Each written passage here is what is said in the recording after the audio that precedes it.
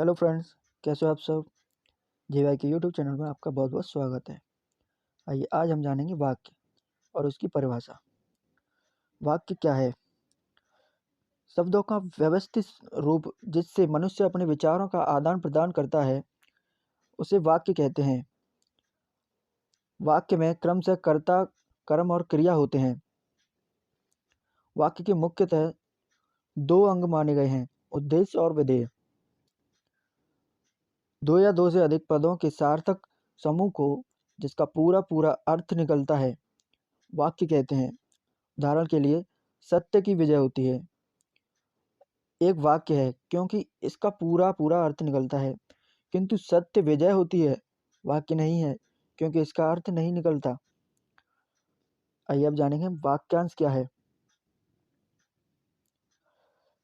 शब्द के ऐसे समूह को जो अर्थ तो निकलता है किंतु पूरा पूरा अर्थ नहीं निकलता वाक्यांश कहते हैं।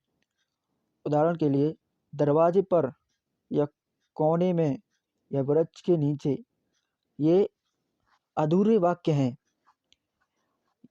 ये किसी वाक्य के अंश हैं, इसीलिए इन्हें कहा जाएगा वाक्यांश, क्योंकि इनका पूरा पूरा अर्थ नहीं निकलता है। यहाँ लिखा है इन वाक्यों का अर्थ तो निकलता है किंतु पूरा पूरा अर्थ नहीं निकलता, इसलिए ये वाक्यांश हैं। इसके बाद आता है कर्ता और क्रिया के आधार पर वाक्य के भेद। कर्ता और क्रिया के आधार पर वाक्य के दो भेद होते हैं। पहला उद्देश्य और दूसरा विधेयक। जिसके बारे में बात की जाए उसे उद्देश्य कहते हैं और जो बात की जाए उसे विधेय कहते हैं। उदाहरण के लिए, मोहन प्रयाग में रहता है, तो इसमें उद्देश्य है मोहन और विधेय है प्रयाग में रहता है। आइए जाने वाक्य के भेद और प्रकार। वाक्य के भेद दो प्रकार के होते हैं, अर्थ के आधार पर वाक्य भेद और रचना के आधार पर वाक्य भेद। अर्थ के आधार पर वाक्य भेद ये 8 प्रकार के होते हैं। आइए जाने कौन से 8 प्रकार हैं। नंबर 1, विधानवाचक वाक्य। दूसरा, निषेधवाचक वाक्य। तीसरा, प्रश्नवाचक वाक्य। चौथा है विस्मयादिवाचक वाक्य। और पांचवा है आज्ञावाचक वाक्य। छठवां है इच्छावाचक वाक्य। सातवां है संकेतवाचक वाक्य और आठवां है संदेहवाचक वाक्य। आइए जाने अब इन्हें डिटेल से। नंबर 1, विधानवाचक वाक्य, विधानवाचक या सूचक वाक्य। इसकी परिभाषा है वह वाक्य जिससे किसी प्रकार की जानकारी प्राप्त होती है वह विधानवाचक वाक्य कहलाता है। उदाहरण के लिए, भारत एक देश है। यहाँ पर हमें क्या मिल रही है? सूचना मिल रही है। कैसे मिल रही है? भारत एक देश है, इस पूरी वाक्य में हमें एक सूचना मिल रही है किसी जगह के बारे में, यानी कि देश के बारे में बता रहा ना। भारत एक देश है, तो यहाँ हमें सूचना मिल रही है, तो ये सूचक वाक्य हो गया, विधान सूचक वाक्य। राम के पिता का नाम दशरथ है, यहाँ भी क्या हो रहा है? विधानवाचक वाक्य या विधानवाचक सूचक वाक्य। और दशरथ अयोध्या का राजा है, या दशरथ अयोध्या के राजा हैं, यहाँ पे क्या है? विधानवाचक सूचक वाक्य। अब आता है नंबर 2, निषेधवाचक वाक्य। इसकी परिभाषा है जिन वाक्यों से कार्य न होने का भाव प्रकट होता है उन्हें निषेधवाचक वाक्य कहते हैं। जैसे मैंने दूध नहीं पिया, तो यहाँ पर किसी कार्य का ना होना पाया जाता है, वहाँ पर निषेधवाचक वाक्य होता है। और मैंने खाना नहीं खाया, यहाँ पे खाना नहीं खाया यानी कि कोई कार्य नहीं हो पाया, तो इसके लिए आता है निषेधवाचक वाक्य, यानी कि नेगेटिविटी पाई जाती है वहाँ पर। और नंबर 3 है प्रश्नवाचक वाक्य। आइए, प्रश्नवाचक वाक्य क्या होता है? इसकी परिभाषा है वह वाक्य जिसके द्वारा किसी प्रकार प्रश्न किया जाता है वह प्रश्नवाचक वाक्य कहलाता है। उदाहरण के लिए, भारत क्या है? भारत क्या है, यहाँ प्रश्न पूछ रहा है। राम के पिता कौन है? या प्रश्न पूछ रहा है। और दशरथ कहाँ के राजा हैं, दशरथ कहाँ के राजा हैं, यहाँ भी प्रश्न पूछ रहा है। जहाँ किसी चीज के बारे में या कोई प्रश्न किया जाए, किसी के बारे में पूछा जाए, वहाँ प्रश्नवाचक वाक्य होता है। इसके बाद आता है आज्ञावाचक वाक्य नंबर 4। इसकी परिभाषा है, वह वाक्य जिसके द्वारा किसी प्रकार की आज्ञा दी जाती है या प्रार्थना किया जाता है, वह विधि सूचक वाक्य कहलाता है। विधि सूचक या आज्ञावाचक दोनों एक ही हैं। आइए आने उदाहरण, बैठो, बैठिए या कृपया बैठ जाइए, ये सभी क्या हो रहा है, यहाँ आज्ञाएं दी जा रही हैं। और शांत रहो या कृपया शांति बनाए रखें, तो यहाँ पर विधान सूचक वाक्य भी कहा, विधि सूचक भी होगा और आज्ञावाचक भी कहलाएगा। इसके बाद आता है नंबर 5 विस्मयादि वाचक वाक्य। इसकी परिभाषा है, वह वाक्य जिससे किसी प्रकार की गहरी अनुभूति का प्रदर्शन किया जाता है, वह विस्मयादि वाचक वाक्य कहलाता है। उदाहरण के लिए, आहा कितना सुंदर उपवन है। नंबर 2, ओह कितनी ठंडी रात है, बल्ले हम जीत गए, आदि उदाहरण ये विस्मयादि वाचक वाक्य हैं। जहाँ ऐसे शब्द आते हैं जैसे कि आहा कितना सुंदर उपवन है, यानी वाक्य से पहले कोई स्टॉप आए, ये विस्मयादि वाचक चिन्ह आ जाए, वहां पर विस्मयादि वाचक वाक्य हो जाता है। इसके बाद आता है इच्छावाचक वाक्य। जिन वाक्यों में किसी इच्छा, आकांक्षा या आशीर्वाद का बोध होता है, उन्हें इच्छावाचक वाक्य कहते हैं। उदाहरण के लिए, भगवान तुम्हें दीर्घायु करे, नव वर्ष मंगलमय हो, ये क्या है, इच्छावाचक वाक्य। यहाँ पर इच्छा दिखाई जा रही है। इसके बाद आता है नंबर 7 संकेतवाचक वाक्य। इसकी परिभाषा है, जिन वाक्यों में किसी संकेत का बोध होता है, उन्हें संकेतवाचक वाक्य कहते हैं।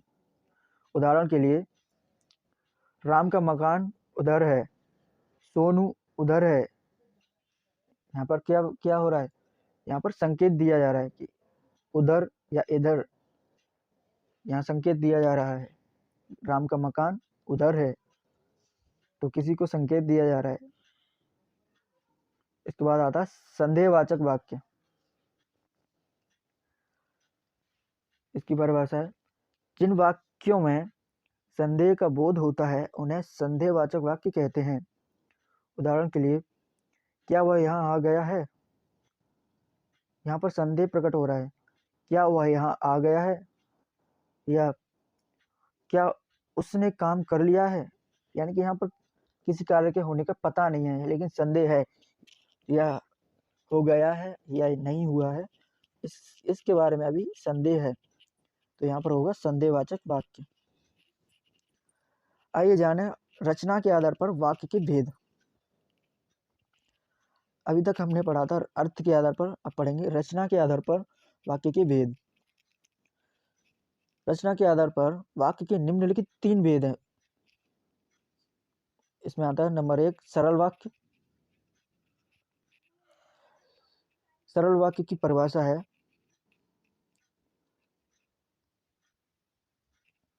जिन वाक्यों में एक ही विधेय होता है, उन्हें सरल वाक्य या साधारण वाक्य कहते हैं। इन वाक्यों में एक ही प्रकार की होती है, इन वाक्यों में एक ही प्रकार की क्रिया होती है। जैसे मुकेश पढ़ता है, राकेश ने भोजन किया। यहाँ पर एक ही विधेय और एक ही प्रकार की क्रिया हो रही है। यहाँ पर क्या हुआ, सरल वाक्य, बिल्कुल सरल वाक्य है। और रचना के आधार पर नंबर 2 है संयुक्त वाक्य। संयुक्त वाक्य क्या होता है, दो अथवा दो से अधिक साधारण वाक्य जब सामानाधिकार समानाधिकार समुच्चय बोधक जैसे पर, किंतु और या आदि से जुड़े तो वे संयुक्त वाक्य कहलाते हैं। जैसे ये चार प्रकार के होते हैं। संयोजक संयुक्त वाक्य चार प्रकार के होते हैं। नंबर 1 है संयोजक।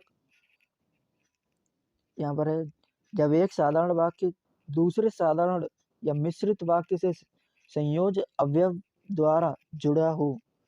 तो जैसे गीता गई, सीता आई, गीता गई और सीता आई। तो यहाँ पर क्या है, यहाँ पर संयोज हुआ दिखाया जा रहा है। संयोग से गीता गई और सीता आई, तो यहाँ पर संयोग दिखाया जा रहा है, संयोज।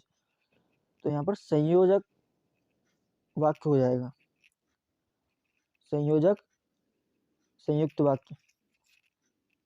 उसके बाद आता है नंबर 2 विभाजक संयुक्त वाक्य। इसकी परिभाषा है जब साधारण अथवा मिश्र वाक्यों का परस्पर भेद या विरोध का संबंध रहता है। जैसे वह मेहनत तो बहुत करता है पर फल नहीं मिलता। तो यहाँ पर क्या हो रहा है, साधारण अथवा मिश्र वाक्यों का परस्पर भेद या विरोध का संबंध रहता है। वह मेहनत तो बहुत करता है पर फल नहीं मिलता। तो यहाँ पर विभाजक संयुक्त वाक्य हो जाएगा। इसके बाद आता है नंबर 3 विकल्प सूचक संयुक्त वाक्य। जब दो बातों में से किसी एक को स्वीकार करना होता है, जैसे या तो उसे मैं अखाड़े में पछाड़ूंगा या अखाड़े में उतरना ही छोड़ दूंगा। जब दो बातों में से किसी एक को स्वीकार करना हो, यानी कि जब किसी को दो बातों में से एक को ही चुनना है, तो वहाँ पर विकल्प सूचक। विकल्प का मतलब ही है कोई एक को चुनना, यानी कि किसी एक को चुनना। यहाँ पर दो काम हो रहे हैं, उसमें से एक को चुनना है, तो ये हो गया विकल्प सूचक संयुक्त वाक्य। नंबर 4 है परिमाण बोधक संयुक्त वाक्य। इसकी परिभाषा है जब एक साधारण वाक्य दूसरे साधारण या मिश्रित वाक्य का परिणाम होता है। जैसे आज मुझे बहुत काम है इसलिए मैं तुम्हारे पास नहीं आ सकूंगा। परिमाण बोधक संयुक्त वाक्य। इसके बाद आता है नंबर 3 मिश्र वाक्य। मिश्रित या मिश्र वाक्य जिन वाक्यों में एक मुख्य या प्रधान वाक्य हो और अन्य मिश्रित उपवाक्य हो, उन्हें मिश्रित वाक्य कहते हैं। इनमें एक मुख्य उद्देश्य और मुख्य विधेय के अलावा एक से अधिक समापिका क्रियाएं होती हैं। जैसे ज्यों ही उसने दवा पी वह सो गया, यानी कि एक कार्य खत्म होते ही दूसरा कार्य भी तुरंत हो रहा है। यदि परिश्रम करोगे तो उत्तीर्ण हो जाओगे, यानी कि एक कार्य पर दूसरा कार्य निर्भर है। मैं जानता हूं कि तुम्हारे अक्षर अच्छे नहीं बनते, आदि ऐसे वाक्यों को मिश्रित वाक्य कहते हैं।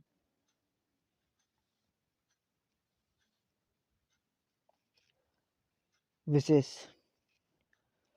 इन वाक्यों में एक मुख्य या प्रधान उपवाक्य और एक अथवा अधिक आश्रित उपवाक्य होते हैं जो समुच्चय बोधक अवयव से जुड़े होते हैं। मुख्य उपवाक्य की पुष्टि, समर्थन, स्पष्टता अथवा विस्तार हेतु ही आश्रित वाक्य आते हैं। आश्रित वाक्य 3 प्रकार के होते हैं। संज्ञा उपवाक्य, विशेषण उपवाक्य और क्रिया विशेषण उपवाक्य। नंबर 1 पर आता है संज्ञा उपवाक्य। जब आश्रित उपवाक्य किसी संज्ञा अथवा सर्वनाम के स्थान पर आता है तब वह संज्ञा उपवाक्य कहलाता है। जैसे वह चाहता है कि मैं यहाँ कभी ना आऊँ, या यहाँ की मैं कभी ना आऊँ। यह संज्ञा उपवाक्य हैं। नंबर 2 विशेषण उपवाक्य। जो आश्रित उपवाक्य मुख्य उपवाक्य की संज्ञा शब्द अथवा सर्वनाम शब्द की विशेषता बदलता है वह विशेषण उपवाक्य कहलाता है। जैसे जो घड़ी मेज पर रखी है वह मुझे पुरस्कार रूप मिली है। यहाँ जो घड़ी मेज पर रखी है यह विशेषण उपवाक्य है। क्रिया विशेषण उपवाक्य।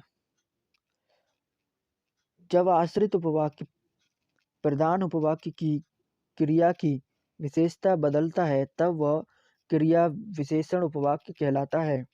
जैसे जब वह मेरे पास आया तब मैं सो गया था। यहाँ पर जब वह मेरे पास आया यह क्रिया विशेषण उपवाक्य है।